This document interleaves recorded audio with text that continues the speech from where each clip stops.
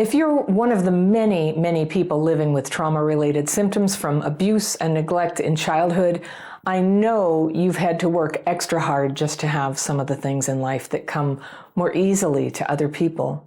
And this is called complex PTSD. And it's the kind that comes from chronic, intense stress, usually, but not always, in childhood.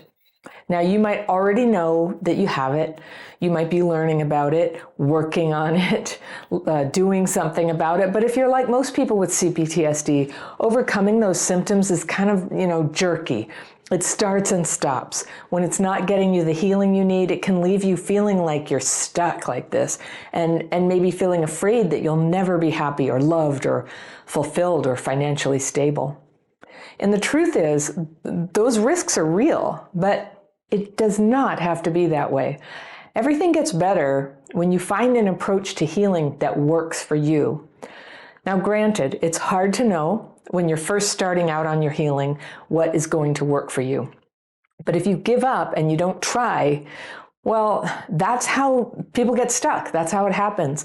Maybe you tried some approaches to healing from trauma, but you kind of only did it halfway. Like, I get letters like that from students and they say, well, I kind of sort of tried the daily practice thing you teach a couple of times, but it didn't work. And I'm like, yeah, I wouldn't think it would work if you didn't really do it, daily. Or maybe you are someone who knows what works for you and you know what steps to take, but you haven't found that power inside to keep moving forward. And I want to talk about this today to encourage you to take your healing seriously, to double down on it so that you can heal. And I'm going to lay out 10 things that you can do if you're ready to move forward with that right now. And obviously, not all of these will apply to you, but these are the 10 things that help me and that I teach to all the people in my coaching programs and my courses. And when you've heard everything that I'm going to explain to you about them, you can pick one or two that are the most important to you and start implementing them today. I would encourage you to take the ones that, without healing them, have been causing you the most pain. And of those, to ask yourself which ones are actually fixable for you right now. So you can pick one or two things to change in your life that will give you a win fairly quickly and with certainty know that that will make a difference, right? You probably already know a change or two that you could make that would meet this criteria, but setting a goal that is a big and easy win is a good strategy to develop confidence and positive feelings about making more changes. So, number one, learn what complex PTSD is, not just what you've heard on the internet, not just what other people say about it, and not focusing all your energy on what might be the diagnosis of the people who hurt you. That's not the same thing as understanding what's going on with you and your brain and your nervous system and learning about that, learning about dysregulation and what that does to you, and about emotional dysregulation and what that does to you, how that impacts your life. And we didn't know until very recently that CPTSD is an injury to your brain and nervous system. And a lot of therapists and clinical professionals, they still don't know this. So it's especially important that you educate yourself so you can make decisions about your healing based on current knowledge. Number two, when you look at yourself and how you're doing with your healing process, be willing to notice some of the problems that maybe have nothing to do with trauma. Now, it's true, CPTSD can make it hard to focus. It can make it hard to be consistent. It can be hard to be kind and considerate as you want to be to other people. It might make it hard to stay present. And it might have damaged your relationships. It might have damaged your health. Okay, so all those things are trauma related.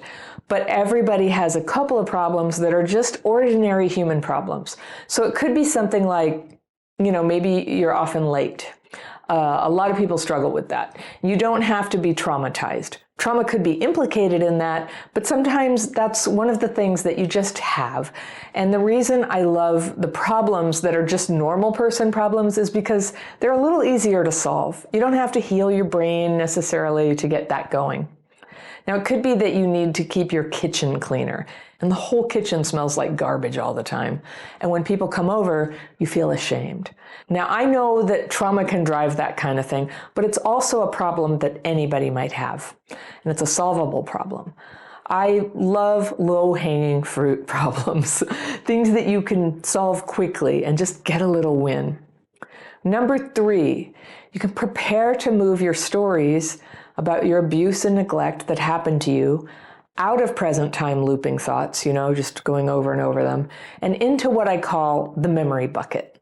Now, if you can imagine, there's a bucket, and there's your present time thinking, and there's a memory bucket. So the present time thinking is up here, and the memory bucket is here. CPTSD can trap your emotional and body reactions from old traumatic experiences up here, and then keep them looping in your mind as if they're still happening. It's different than a memory. It's activating all your adrenaline and cortisol, and it speeds your heart rate, it scatters your thoughts, and it puts your whole body in a state of stress. You can't stop thinking about it or reacting to it when you do. That's what I mean by looping. And I call it a looping thought or an electric thought. What you want is to have access to your thoughts and memories if you want to think about them, but not to be controlled by them, not to be drowning in them. An ordinary memory is one that has the trauma element deactivated. It is not electric. You remember it. You can retrieve that memory if anyone asks you a question about it. And you can remember all the same details about it, but it doesn't trigger this huge physiological and neurological response in you. It's not a stress response thing. If you had trauma, you probably have some of those looping electric thoughts that give you a very charged reaction to certain things, topics. And you probably also have some memories that are not charged. So when I say get ready, one thing that will help you is become open to the idea that you don't always have to be reactive toward the past. I teach a method to calm reactions, and it's called the daily practice. And if you watch this channel, you've heard me talk about this a million times, and I point you towards the description section under every video where there's a link to it. It's free. You can learn and try it in less than an hour, and then there's more videos if you want to go deeper into it. And it can help take the charge out of your natural stream of thoughts by helping you name and release fearful thoughts and resentful thoughts. Now, I'm going to keep teaching under the assumption that you've tried these techniques, but if you haven't, try to hear the essence of what I'm saying here. If you feel anxious at the thought of surrendering your fear and resentment about the world, and some people do because fear and resentment for a lot of us is a primitive form of a boundary. It's just like being anxious about stuff, being angry, it can feel like protection. If that's you, I would just say, do it a tiny bit at a time, do a little bit at a time, the daily practice, and see what happens. And just see if when you do surrender and release your fears about something, does it incapacitate you? Does it make you a doormat? Is that your experience? It's not mine. In fact, it makes me more empowered. It makes me more clear about when something dangerous is in my presence and when I need to act on it. So you can try that for yourself, just a little bit. Stay safe. Just try the daily practice a little bit and just check the temperature. How is it? How do you feel afterwards? You can get that link down below in the description section. If you do sign up for that course, by the way, you get invited to twice monthly live Zoom calls with me. We use the techniques. I take questions. I just did a big call today. It's so much fun together. And it's a great way that people come together and find friends who are walking the same path of healing. All right, number 4 is to stop trying to make other people not trigger you. So if you get very triggered by people, and pretty much everyone with complex PTSD gets triggered by people, that's what makes the connection hard for us. That's why we isolate, right? That's why we have a tendency to do that, or keep people at arm's length. Those interactions get so triggering. So there's a misunderstanding that if we could just get other people to stop behaving the way they do, or saying what they say, or making us feel the way we feel, then we would be okay. And sometimes that's true, but it's usually not true. Because even if they wanted with all their hearts to stop triggering you, they probably couldn't. The trigger is in here. It's for you to work on. And anyway, most people are not willing to try to change everything for you. It's just reality. you learning how to calm your triggers is going to be more effective and easier and more empowering for you than trying to make the world around you change. Now, when you can learn to calm your triggers, you become perceptive and you can begin to tell if someone in your presence is actually a difficult person or if you're feeling triggered and having difficulty, but they're not causing that difficulty. Now, I'm sure you struggle with that question already. Is it just me or is it them? Am I being crazy or am I being a doormat? And in most cases, you're confused about that question because you have triggers. Learning to know the difference is called discernment. And that's one of the biggest things that we lose with CPTSD is that ability to discern. And when you begin to develop discernment, which you can through my writing techniques and by working with other people or a therapist or peers or a group, you can develop that ability to judge what's coming from another person, what's coming from me, what am I okay with? And what a relief to be clear when you get a strong feeling that someone you meet doesn't belong in your life or something they did was a deal breaker for you versus when someone is a person you want in your life and you can see your triggers for what they are. You can work to make your relationship better. You can be a more trustworthy person for them by calming your triggers and have the power to do that. The other great thing about learning to calm your triggers is that you become flexible. You become able to hang out with a variety of different people. You can be in all kinds of circumstances. You don't have to be so particular and have so-called boundaries about, I don't do this, I don't let people say that. You can start to be flexible and just let people be themselves and let life happen around you. You are safe to relax around people when you know that when you need a boundary and you need to step back from someone, you can. When you know your boundaries and you're prepared to honor them, you can be less afraid to connect with people and instead be more open to them. All the bad things that come with CPTSD, problems with relationships and focusing and balancing your emotions, your stress levels that get activated if you don't get triggered, that's your superpower. If you were to do one thing, learn to notice when you're triggered and bring it down. Now, learning to notice dysregulation and a triggered state in yourself is a huge piece of what I teach in my coaching programs and courses. Dysregulation triggers disconnection from people and it triggers self-defeating behaviors. And when healing begins in these areas, good parts of you have room to just come shining through. Your kindness, your talents, your joy, they all have space to grow. And these are the good parts of you that were suppressed by all the trauma and locked down by your reaction to hurt and trauma. Some people are suppressed for a long time, but only because they were too dysregulated to manage stepping out of their safe zone. In the safe zone, you can't afford to connect with people or face your own mistakes, right? When you learn to calm triggers and re-regulate your emotions and brain, you can take some risks. And when you can take risks, your life grows. Now remember, this is not just to feel better. Now you do have to feel better. You need that, you deserve it. And what it gives you is an opening for the real healing to begin. And that's you becoming yourself and delivering the love and the contribution that you have to bring to the world. All right, number 5, if you want to speed your healing, stop trash talking the people who you choose to have in your life. It's very common for people who don't have CPTSD to just throw labels on people. This person's a narcissist, they're toxic, they're worthless. But if you really want to heal, if you want to double down on your healing, I encourage you to stop using those labels on people and instead just start noticing whatever you call it, the thing that other people do or have that is so troubling for you. The thing to focus on is not the other person anyway, but the way that you get tense or you struggle around them, the way that your emotions rise up or you get dysregulated. That's the part, that's the part where you actually have influence over what happens next. And you do have a right to make decisions about whether to let somebody into your life or not. So now when you're triggered by someone, instead of just telling them, oh, you're a narcissist, and therefore you should read this book I found about narcissists because it never goes over well, take it from me. You can either accept that person or you can step away from the relationship. The more you recover, the more you'll be at peace with the people that you do want in your life, and the more quickly that you'll be willing to step away from people who you don't want in your life. Focusing on yourself is always going to be your superpower. And when you can learn, oh, this is where I get triggered, that's a powerful thing to understand. And this doesn't mean that you should just learn to put up with terrible behavior in others.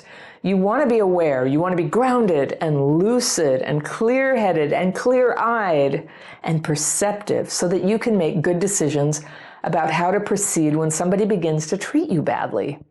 Somebody's treating you really well, of course, you want to be at your best. You want to be able to open your heart and enjoy that relationship. Number 6, stop clinging to bad relationships that make you miserable.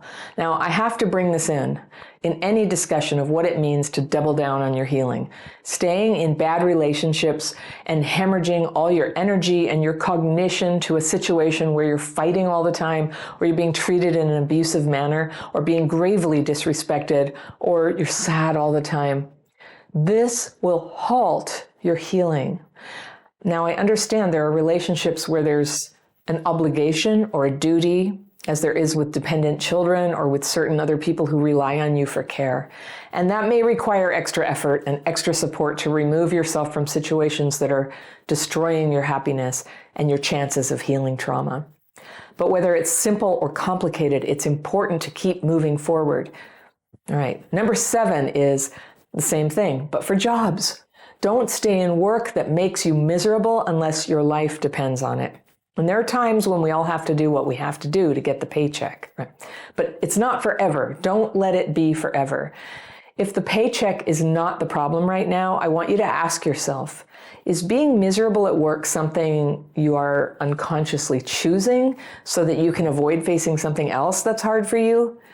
And I talk about this very directly because it's something that I've had to face myself before. And there was a lot of time when I was still at the effect of CPTSD, where if I weren't miserable, I would have to notice immediately that there was this giant hole in my life where close relationships were supposed to be.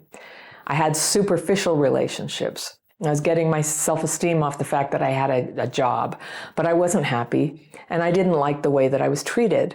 And I stayed 10 years working for an awful boss. The problem wasn't really the boss because I didn't have to stay in that job.